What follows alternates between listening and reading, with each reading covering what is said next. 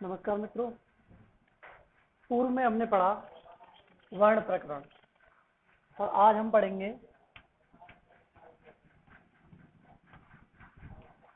अनुवाद। अनुवाद यानी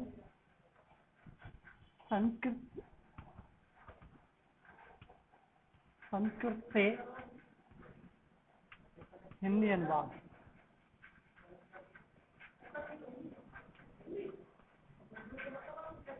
अनुवाद यदि आप पे नहीं आएगा तो आप किताब को नहीं पढ़ सकोगे, लेकिन इसमें संस्कृत से हिंदी अनुवाद में यदि हम आए तो बात आती है वाक्य निर्माण की। वाक्य निर्माण, वाक्य निर्माण में हिंदी से संस्कृत में वाक्य निर्माण, संस्कृत से हिंदी में वाक्य निर्माण। लेकिन वाक्य क्या है, उसका स्वरूप क्या है? वाक्य हिंदी से मतलब किसी भाषा से वाक्य को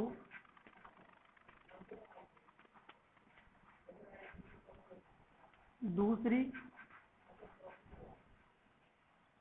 भाषा में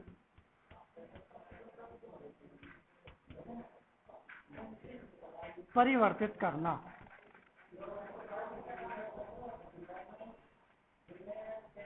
किसी भाषा से वाक्य को दूसरी भाषा में परिवर्तित करना क्या कहलाता है? वाक्य कहलाता है। क्योंकि संस्कृत में हम वाक्य निर्माण सीखेंगे तो इसके लिए हमें संस्कृत में वाक्य निर्माण के प्रमुख नियम क्या है, किस प्रकार हम हिंदी से संस्कृत वाक्य निर्माण बना सकते हैं। तो वाक्य के लिए आपको सबसे पहले वाक्य का स्वरूप जानना होगा। तो वाक्य का जो स्वरूप है, वाक्य के स्वरूप में सबसे पहले संस्कृत में यदि हम बात करें तो वाक्य के स्वरूप में आएगा कर्ता प्लस कर्म प्लस क्रिया। कर्ता प्लस कर्म प्लस क्रिया, इन तीनों के बिना वाक्य का निर्माण नहीं हो सकता। तो इसके लिए हमको कर्ता क्या है, कर्म क्या है और क्रिया क्या है। तो यदि हम वाक्य के लिए बात करें तो इसमें एक पंक्ति कही गई है, एक तिंग वाक्यम। एक तिंग वाक्यम का मतलब है कि वाक्य में क्रिया का होना। तिंग यानी क्रिया, तिगंत जो पद होते हैं वो सब क्रिया पद में आते हैं। अब वाक्य में क्रिया का होना, जैसे एक हम उदाहरण लेते हैं, जैसे राम पुस्तक पढ़ता है। राम पुस्तक पढ़ता है तो राम करता हुआ रामः, पुस्तक कर्म हुई इसलिए पुस्तकम। पढ़ने की संस्कृत होती है पठ, और वाक्य की यदि बात करें तो इसकी संस्कृत हो जाएगी पठती यानी पढ़ता है। तो प्रमुख रूप से वाक्य बना रामः पुस्तकम पठति। तो ये तो हुई वाक्य की बात। लेकिन इसमें वाक्य के लिए हमको इसके स्वरूप को जानना होगा। लेकिन उससे पहले वाक्यों में वाक्य निर्माण की जो नियम है, वाक्य निर्माण के नियमों में क्या आता है? लिंग की पहचान, लकार,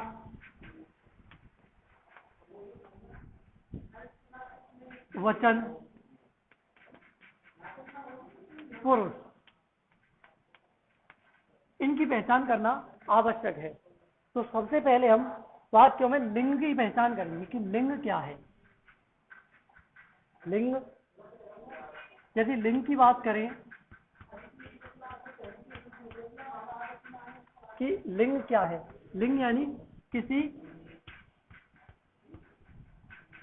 स्त्री, पुरुष या अन्य जाति का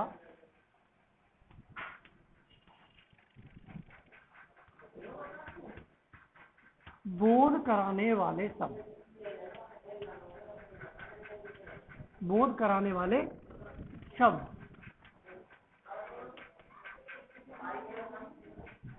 किसी स्त्री पुरुष या अन्य जाति का बोध कराने वाले जो शब्द हैं वो क्या कहे जाते हैं? लिंग कहे जाते हैं।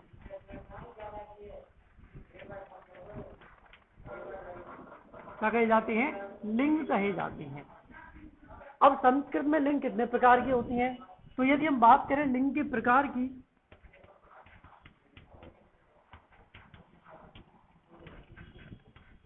तो लिंग के प्रकार में सबसे पहले आता है पुल्लिंग।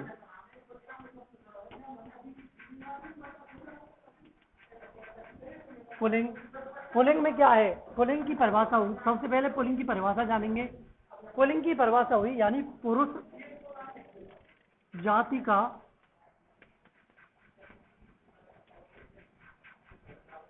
बोध कराने वाले शब्द।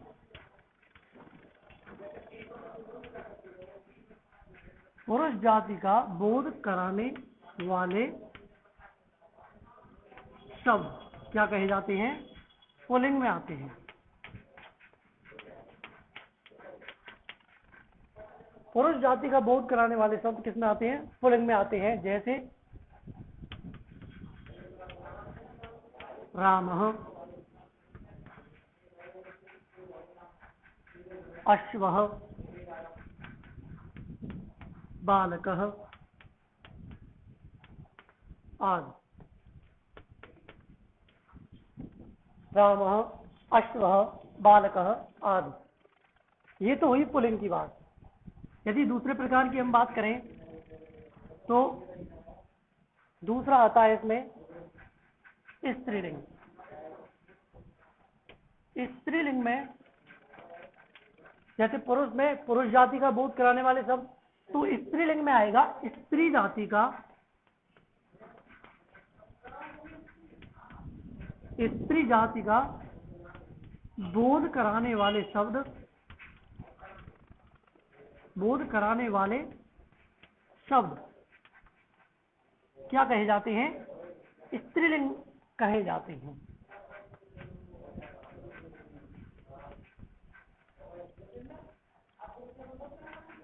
स्त्रीलिंग कहे जाते हैं। तो स्त्रीलिंग में क्या क्या आएगा? रमा, सीता, रमा, सीता, गीता, नदी इत्यादि। रमा, सीता, गीता, नदी इत्यादि। तो ये सब जो हैं वो आ जाएंगे आपके स्त्रीलिंग में। अब बचा अंतिम नपुंसकलिंग। नपुंसकलिंग की यदि हम बात करें तो नपुंसकलिंग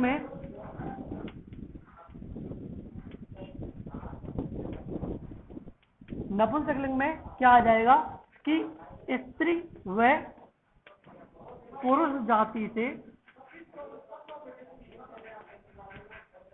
पुरुष जाति से पृथक, पृथक यानी अलग, स्त्री व पुरुष जाति से पृथक किसी तीसरी जाति का, किसी तीसरी जाति का बोध कराने वाले शब्द, जाति का बोध कराने वाले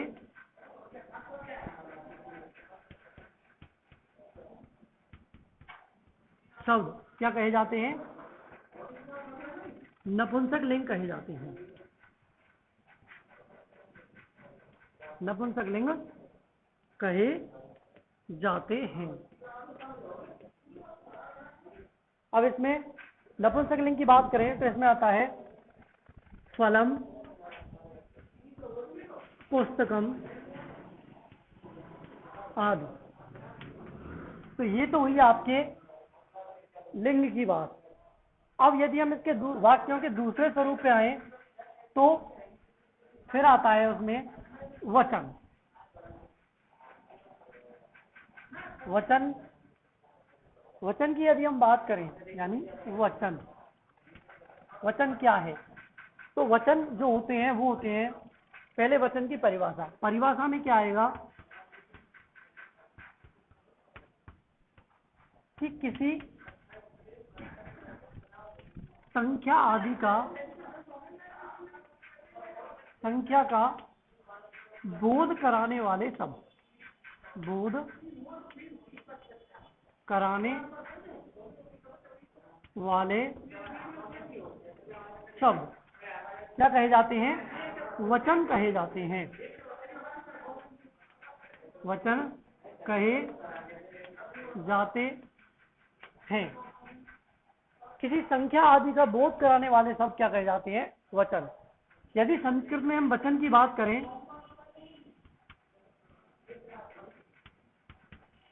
संस्कृत में वचन, तो संस्कृत में वचन की यदि हम बात करें तो संस्कृत में वचन होते हैं 3 प्रकार के। 3 प्रकार में पहला प्रकार है एक वचन। एक वचन यानी किसी एक संख्या का, किसी एक संख्या का बोध कराने वाले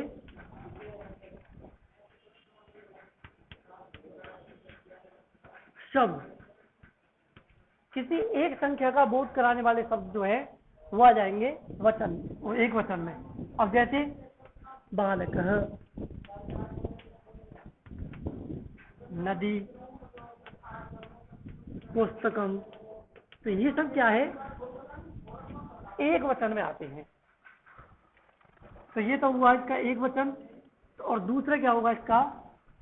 तो संस्कृत में कितने प्रकार के वचन होते हैं? 3 प्रकार के, एक वचन, द्विवचन और बहुवचन। तो द्विवचन की परिभाषा क्या होगी?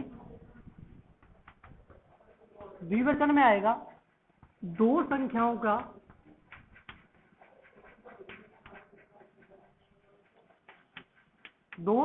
का बोध कराने वाले, दो संख्याओं का बोध कराने वाले शब्द किसमें आएंगे? द्विवचन कहे जाते हैं। द्विवचन कहे जाते हैं। द्विवचन में यदि हम बात करें तो द्विवचन के लिए दो संख्याओं का होना जरूरी, जैसे द्वे फले, द्वौ बालकौ। यदि हम इसको बालकौ में लिखें तो भी ये सही माना जाएगा और ये फले भी सही माना जाएगा, लेकिन हम इसको संख्या से भी बता सकते हैं। उसके बाद यदि इसका अंतिम स्वरूप पे आए तो इसका अंतिम है बहुवचन। बहुवचन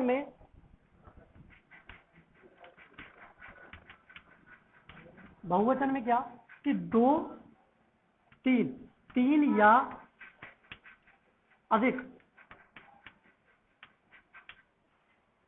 संख्याओं का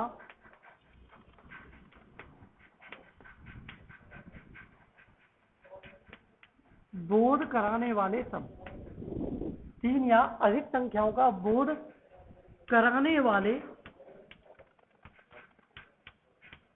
शब्द क्या कहे जाते हैं? बहुवचन कहे जाते हैं।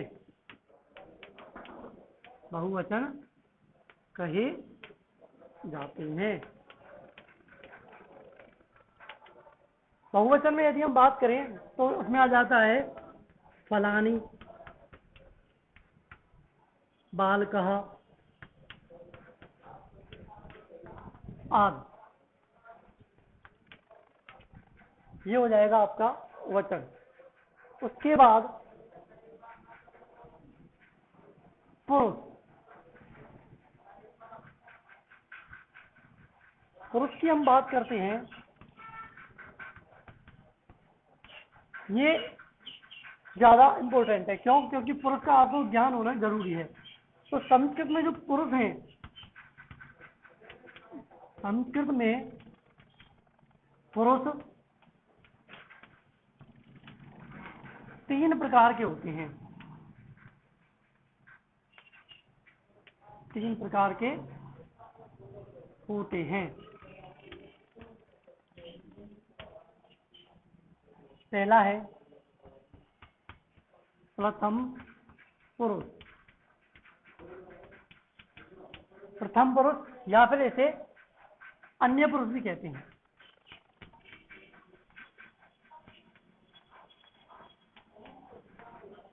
दूसरा आता है मध्यम पुरुष,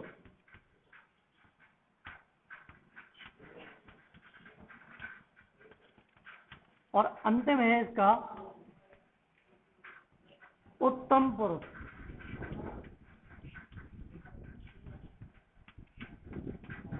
प्रथम पुरुष, मध्यम पुरुष और उत्तम पुरुष। प्रथम पुरुष क्या है?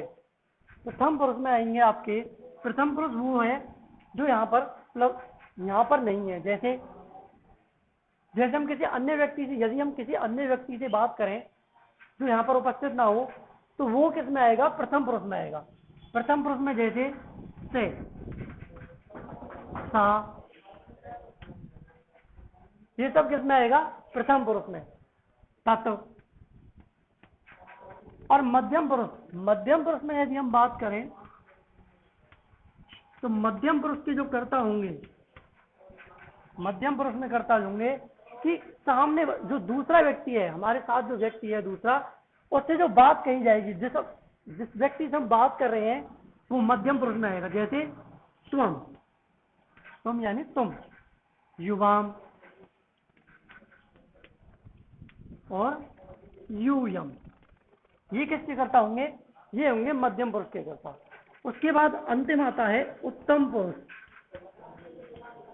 उत्तम पुरुष में आएगा, उत्तम पुरुष यानी स्वयं, स्वयं से जो कहने वाला है। जैसे अहम, अहम यानी मैं, आवाम, आवाम यानी हम दोनों, और इसका अंतिम है वयम, वयम यानी हम सब। ठीक है मित्रों? तो ये हुआ प्रथम पुरुष, मध्यम पुरुष और उत्तम पुरुष। तो और इसका जो अंतिम है वो है लकार। लकार के आपको ज्ञान होना जरूरी है, क्योंकि लकार के बिना आप वाक्य की पहचान नहीं कर पाओगे। तो लकार यानी, लकार की हम यदि बात करें तो प्रमुख रूप से संस्कृत में 10 लकार होते हैं, लेकिन संस्कृत में 10 प्रकार के लकार होते हैं, लेकिन प्रमुख रूप से जो काम आने वाले हैं वो हैं 5। 5 यानी पहला है लट लकार। लट लकार जिसको बोलते हैं वर्तमान काल, वर्तमान काल। दूसरा है लोट लकार, आज्ञार्थक। जो आज्ञार्थक है, आज्ञा देने वाला है, वो क्या हुआ? लोट लकार, आज्ञार्थक काल। तीसरा आता है निरिट लकार, जो कि भविष्यत काल में आता है।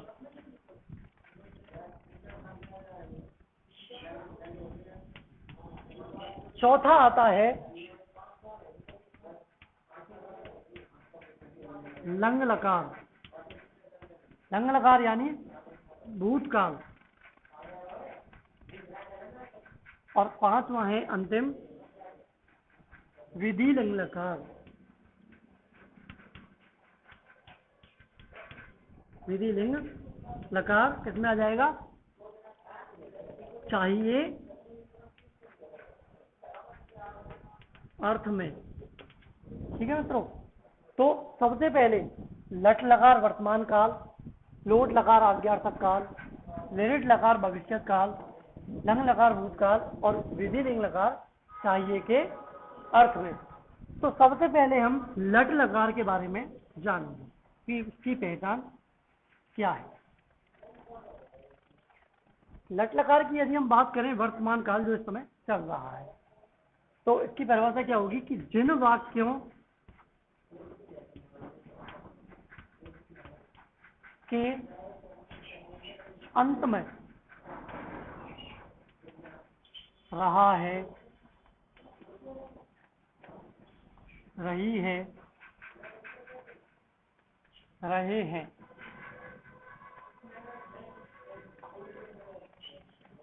जिन वाक्यों के अंदर में रहा है, रही है, रहे हैं या ता है, ती है, ते हैं आदि आते हैं,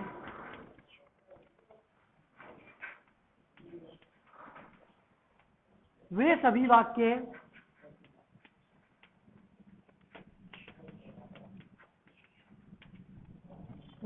वाक्य किसके कहे जाएंगे? लट लकार के कहे जाते हैं। वो सभी वाक्य किसके होंगे? लट लकार वर्तमान काल के होंगे। लेकिन सबसे पहले हम लट लकार के वाक्यों को समझेंगे कि हम किस प्रकार उन वाक्यों को बना सकते हैं। परंतु उससे पहले हम आपको एक सारणी बनाते हैं। जैसे सारणी क्या है, उसमें कर्ता होंगे सबसे पहले एक वचन, द्विवचन,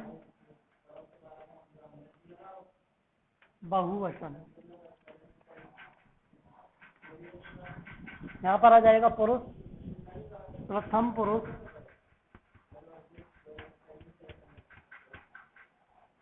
मध्यम पुरुष,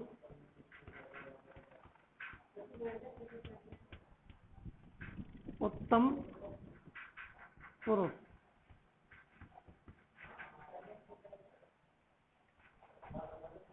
प्रथम पुरुष के कर्ता कौन कौन से हैं? तो प्रथम पुरुष के कर्ता में आता है से, पुल्लिंग का है ये, सा, ये स्त्रीलिंग का है, और ये तत् जो है वो होता है नपुंसकलिंग का। ऐसे द्विवचन में बात करें तो तौ, उसके बाद स्त्रीलिंग के लिए ते, और नपुंसकलिंग के लिए भी ते।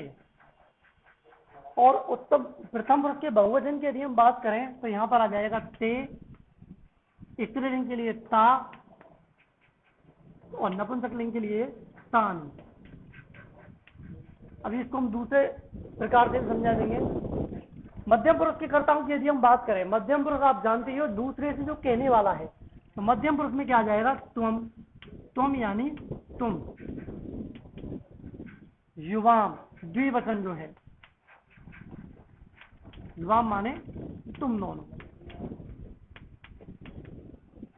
और अंत में है इसका बहुवचन यूयम, यूयम यानी तुम सब। उसके बाद उत्तम पुरुष की बात करें तो उसके कर्ता हुए अहम यानी मैं, आवाम यानी हम दोनों,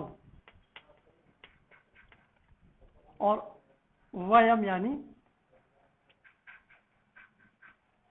हम सब। अहम यानी मैं, आवाम यानी हम दोनों, और वयम यानी हम सब। तो ये हुए प्रथम पुरुष और मध्यम पुरुष और उत्तम पुरुष के कर्ता। लेकिन अब बाकी जो बचे शब्द हैं, जैसे अब क्या बचा हुआ है, जैसे अयम, इदम, एषः, तो ये शब्द किस में आएंगे, कौन से कर्ता में आएंगे, ये भी आपको ज्ञान होना चाहिए। तो इसके लिए आप प्रमुख रूप से ये बात ध्यान रखना कि मध्यम पुरुष के जो कर्ता हैं वो है तुम, युवाम, यूयम यानी तुम, तुम दोनों, तुम सब। और उत्तम पुरुष के जो कर्ता है वो है एम, आवाम, वयम यानी मैं, हम दोनों और हम सब। उसके बाद जो शेष बाकी के जो जितने भी कर्ता हैं वो सभी कर्ता किस में आते हैं? प्रथम पुरुष में। चाहे वो अयम है, इदम है, ईश है, या फिर कोई नाम है, संज्ञावाची जो शब्द है वो सब किस में आएगा? प्रथम पुरुष में, प्रथम पुरुष के कर्ताओं में माना जाएगा।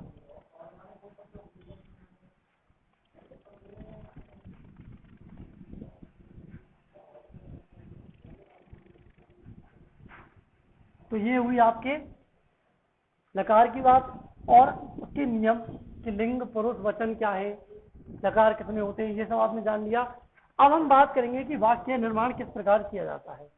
जैसे अभी आपने जाना कि कर्ता कौन कौन से हैं, तो सबसे पहले हम यदि बात करें तो लट लकार के जो वाक्य हैं उनको बताते हैं कि लट लकार में किस प्रकार से वाक्य बनाए जाते हैं। लट लकार वर्तमान काल, तो इसके लिए आपको सारणी देखनी, सारणी में देख लेनी चाहिए कि लट लकार में वाक्य किस प्रकार चलते हैं, इसके धातु रूप क्या है। तो लट लकार में यदि हम पट धातु की बात करें, पट धातु, पट यानी पढ़ना, तो इसके लिए रूप चलेंगे क्या, एक वचन, द्विवचन, बहुवचन। यहां पर क्या जाएगा, प्रथम पुरुष,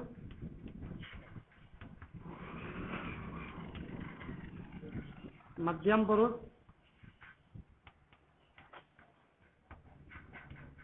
उत्तम पुरुष।